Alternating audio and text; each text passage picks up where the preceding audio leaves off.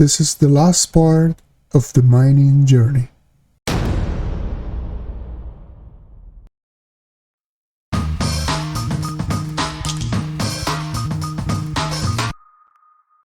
Hello folks, thank you for joining me and welcome to the mining match. Today we are going to finish the mining journey. Okay, going back to my schematic drawing about the journey, we're going to focus today on these last steps, like the difference between resource and reserves, baseline studies, social work, permitting, and finally the construction of the mine. I want to emphasize something. The geological database supports the mineral resource estimate. Garbage in, garbage out. Remember this. The most important asset that we have been collecting for years, is the foundation to estimate a resource. Okay. Here, just to recap, that a resource is only a resource once it's constrained by a mining method, in this case open pit or underground, and we apply economic assumptions and then calculate the cutoff grade, and we get the resource. Now, what is the difference between a resource, which is this, and a reserve? Here is a assuming of the resource, right? But in order to convert this into a reserves, you have to apply the modifying factors. And the number one is mining. And the most important details in mining is that you need the dilution and the losses. Now, before I explain that, I want you to understand this area here. Look at this, what it means, cutoff grade greater than equal, then it's ore, right?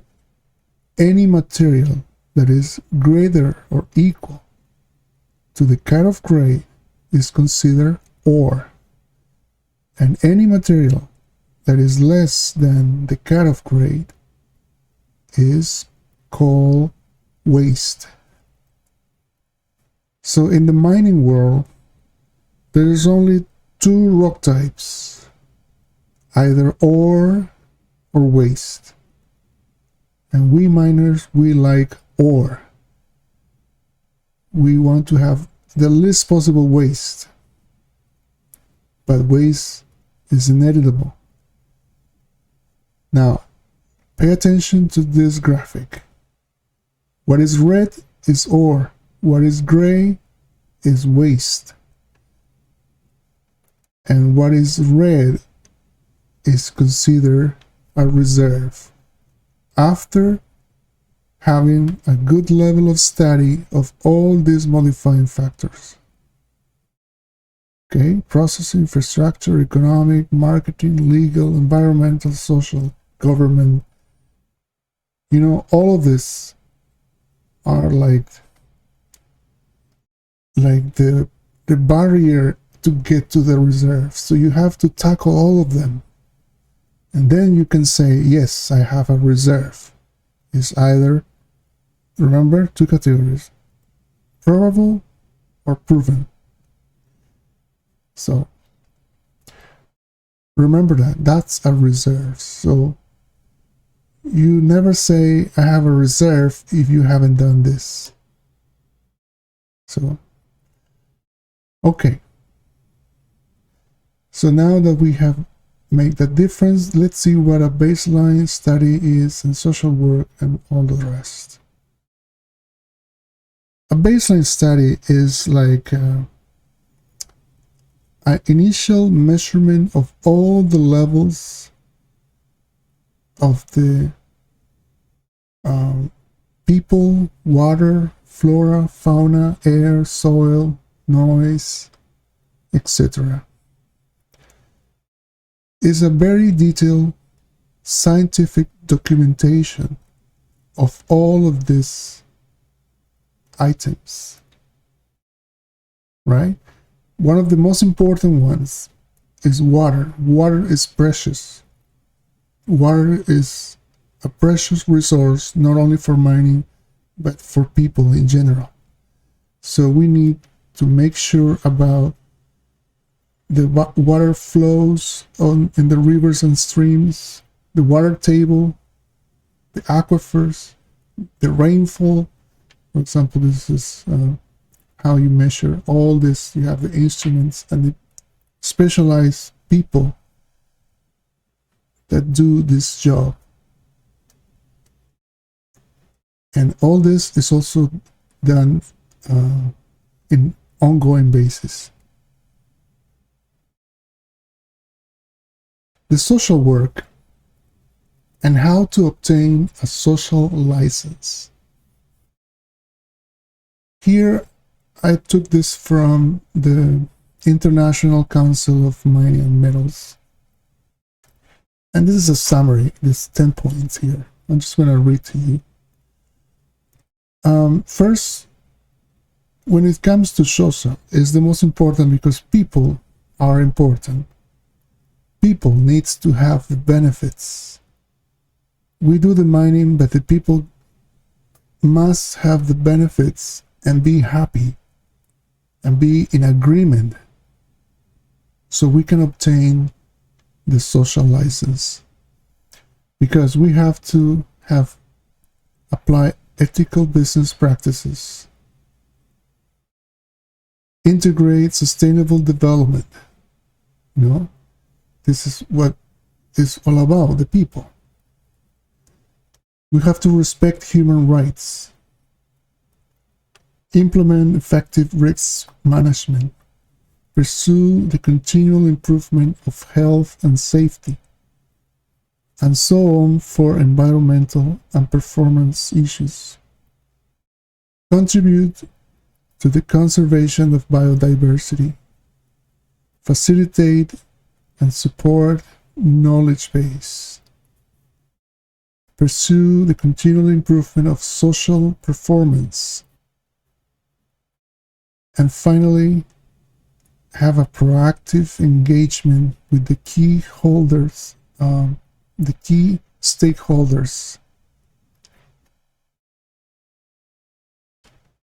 So all of this at the end is going to give you the social license, which is the legal document and agreement that the community where the mine is going to operate is an agreement, and we can go and execute. Now, permitting is a whole specialization. Permitting happens like the most prior to the construction, but also it happens during the life of the mine and even at the end when the mine is closed.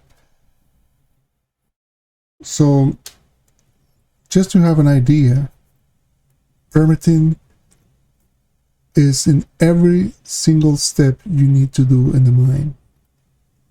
Sometimes you have to obtain over 100 different permits to operate a mine. One of the most important ones are water. Access to water is permitted, and so many more. Okay, Okay, we have get to this point now. When we have all in good standing and everything is done properly, and you have the approval from the government and everything is fine, then you can go and construct your mine. The mine construction, it could take 2-3 years depending on the mine, and finally once it's finished, you get to the inauguration of the mine. This is an example of a real mine that I used to work here. This is the initial team in 2005, myself included, and 14 years later, in November 2018, the mine was inaugurated. Now it's in production and they are producing a lot of gold, which is fantastic. Okay, I think we get to the end of this mining journey. I hope you have learned something, and I'll see you next time.